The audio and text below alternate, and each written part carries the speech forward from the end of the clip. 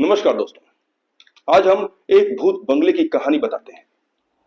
भूत बंगला, जी हाँ, आपने ऐसे शब्द खूब सुने होंगे और देखा भी होगा। आज हम ऐसे ही एक भूत बंगले के बारे में बताएंगे। ये कहीं और नहीं बल्कि राजधानी दिल्ली में है। श्यामनाथ मार्ग का बंगला नंबर 33 पहली नजर में ही आलीशान नजर आता है। 5500 वर्ग मीटर में फैले 2 मंजिला बंगले में 3 bedroom, drawing room, dining hall और कॉन्फ्रेंस रूम है। बंगले में गार्ड के लिए अलग से कमरा है और नौकर चाकरों के लिए अलग से 10 क्वार्टर्स। बंगले के चारों तरफ एक बड़ा सा लॉन है। बगीचे में पानी का फव्वारा है। राजधानी दिल्ली के पॉश इलाके के इस बंगले की कीमत करोड़ों में होगी, लेकिन ये सरकारी बंगला मनहूस माना जाता है और पिछले 10 साल से इसमें रहने वाला कोई नहीं था। लोग तब यहाँ रहने से कतराने लगे जब ये माना जाने लगा कि इस बंगले में रहने की वजह से कईयों के करियर बर्बाद हुए और कुछ लोगों की असमय मौत हो गई। सिविल लाइंस को ब्रितानी शासकों ने अपना आला अफसरों के लिए बनाया था। यहाँ के पुराने बाशिंदे बताते हैं कि ये बंगला 1920 के दशक में तैयार हुआ था।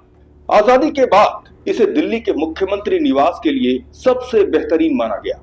दिल्ली विधानसभा यहाँ से महज 100 गज की दूरी पर है।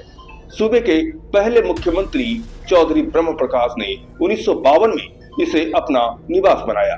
1990 के दशक में दिल्ली के एक अन्य मुख्यमंत्री मदन लाल खुराना भी यहीं रहे। दोनों मुख्यमंत्रियों का कार्यकाल खत्म होने से पहले ही पद छोड़ना पड़ा और फिर तो बंगले के साथ मनहूस शब्द जुड़ गया। जानकार बताते हैं कि खुराना की गद्दी जाने के बाद किसी ने इस बंगले को अपना घर नहीं बनाया। अफवाह फैल गई कि ये बंगला मनहूस है। मुख्यमंत्री बनने के बाद साहब सिंह वर्मा और शीला दीक्षित ने इसमें रहने से मना कर दिया। साल 2003 में दिल्ली की तत्कालीन सरकार में मंत्री दीपचंद बंधु ने सहयोगियों की सलाह को नजरअंदाज कर दिया, इसे अपना निवास बनाया। उन्होंने कहा कि वो अंधविश्वासी नहीं है और बंगले में शिफ्ट कर गए। लेकिन कुछ दिनों बाद वो बीमार पड़ गए।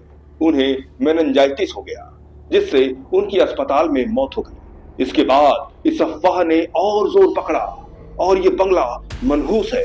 इसके बाद अगले 10 सालों तक किसी नेता या अफसर ने इस बंगले को अपना घर नहीं बनाया। साल 2013 में वरिष्ठ नौकरशाह शक्ति सिन्हा ने इसमें रहने का फैसला किया। सिन्हा के अनुसार उनके लिए बंगला खुशनुमा रहा, लेकिन अन्य लोग ध्यान दिलाते हैं कि सिन्हा भी अपना कार्यकाल पूरा नहीं कर सके थे। 9 जून 2025 को इस बंगले को फिर से नया निवासी मिला। दिल्ली के पूर्व मुख्यमंत्री अरविंद केजरीवाल ने इसे दिल्ली सरकार को नीतिगत सलाह देने वाले दिल्ली डायलॉग कमीशन का दफ्तर बना दिया। कमीशन के वाइस चेयरमैन आशीष खेतान इसके मनहूस होने की बातों को बकवास बताते हैं। खेतान के अनुसार कमीशन के दफ्तर के लिए इस बंगले को खुद उन्होंने चुना है। खेतान ने कहा कि मुझे पता चला है कि इसकी बड़ी सार्वजनिक संपत्ति को कोई नेता या अफसर इस्तेमाल नहीं कर रहा है, क्योंकि उन्हें लगता है कि ये मनहूस है। उन्होंने कहा, एक ऐसे वक्त में जब हम डिजिटल इंडिया की बात कर रहे हैं, स्पेस में सैटेलाइट भेज रहे हैं, मुझे लगा कि इस मनहूसियत को तोड़ना जरूरी है। खेतान को इस बंगले को हासिल करने में कोई दिक्कत नहीं हुई, क्योंकि इसे कोई लेने वाला था नहीं। खेतान के साथ ही देवेंद्र सिंह बताते हैं कि जब वो लोग यहाँ आए तो सारे कमरे टूटी हुई कुर्सियों और फर्नीचरों से भरे हुए थे।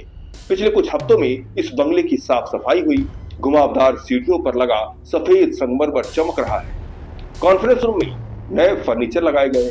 बगीचे के फव्वारे की मरम्मत की जा रही है। इस कमरे में सारे बेडरूम दफ्तर के कमरों में बदल गए हैं, जो करीब 3 दर्जन कर्मचारियों और नए इंटर्न्स की चहलकदमी से गुलजार है। खेतान कहते हैं, हर किसी को अंधविश्वास से लड़ने की कसम खानी चाहिए और वैज्ञानिक चेतना को बढ़ावा देना चाहिए। ये बहुत ही दुख की बात है कि पढ़े लिखे लोग काले जादू और अंधविश्वास को बढ़ावा देते हैं। आज बस इतना ही।